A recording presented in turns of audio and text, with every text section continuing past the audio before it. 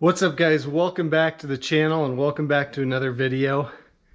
Today we're going to be doing a quick tech tip for you. This should be a short video, but this I would bet will be one of the videos that does the best on my channel, because what I'm going to show you is something that everyone asks about, and there's not an easy way to do it until I show you this. So we've got the OG crew cab pulled in the garage. There she is. What a beautiful sight.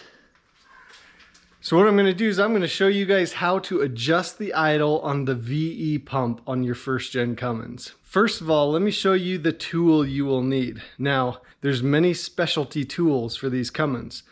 This is a cheap tool that can easily be found at Harbor Freight for under a couple bucks. So right here, this is a cheap Pittsburgh pick set from Harbor Freight. So what you need to adjust your idle is this pick right here. It's kind of got a weird looking tip on it. It's bent in some funny different directions.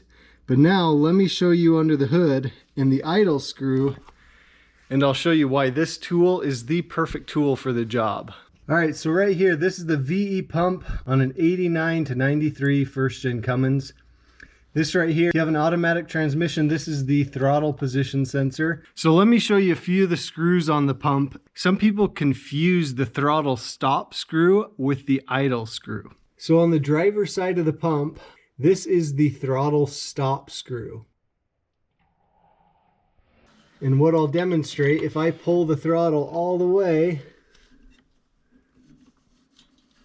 you'll see that it hits the end of that throttle stop screw. So essentially that screw's job is to stop the throttle and limit how far the throttle can be pulled. Now to find the idle screw, and this is why this is such an issue, we're going to look at the passenger side of the pump, and I'll put an arrow on the screen pointing to this, but my flashlight is highlighting that screw. So that is the screw that you need to turn clockwise or counterclockwise depending on if you need to raise or lower your idle.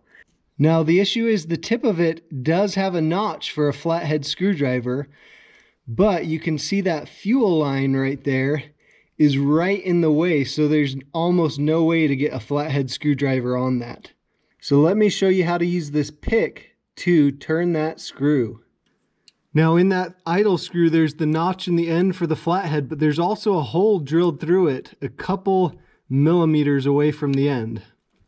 Okay, so you can see I can stick the tip of that pick right in that hole and turn the idle. Now you can see that I'm limited to about 1/4 of a turn. Okay, so what I'll do is I'll turn it this way. That's as far as I can go. Now I'm going to take the tip of it, and it's got the perfect curve to fit in the slot for the flathead screwdriver, and I can keep turning it.